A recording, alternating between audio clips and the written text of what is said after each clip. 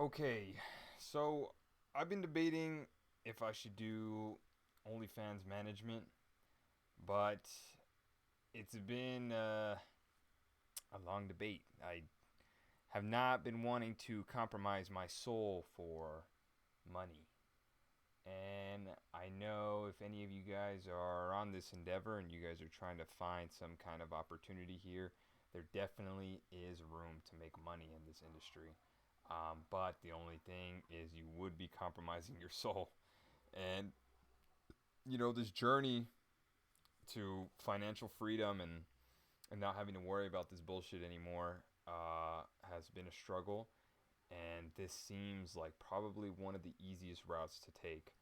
I did some prospecting and trying to recruit some women for maybe 3 weeks, and I was successful in finding some good candidates. But I decided not to go forward with it just because I want to try to get to the next level legit. I don't want to try to compromise my soul in particular for riches. My spirituality and all that is very important, and I see a lot of like content creators and influencers like Andrew Tate, Sneeko, all these other guys, that are well aware of this industry and are kind of like involved in it, but they try to preach spirituality at the same time, and it kind of conflicts. It doesn't really make any sense to me because they do not align with one another. Obviously, infidelity, fornication, all that shit is not really, God doesn't really like that kind of stuff. So I'm trying very hard to not confine in this industry because I definitely want to. And I do want to go down this rabbit hole just to see what it has to hold. But at the same time, I really don't want to do that. I see people on Twitter all the time. There are people that sell courses, that are doing OnlyFans management and are making a lot of money doing it. But the only thing is, these guys have like huge egos. They're super egotistical. They think they're on top of the world, but they forget that God is the all powerful. What he gives, he can easily take away, especially for anything that's corrupting, his children. And I'm trying to be ethical and try to be on the morally right path. And I feel like OnlyFans management is definitely not the way for me to go.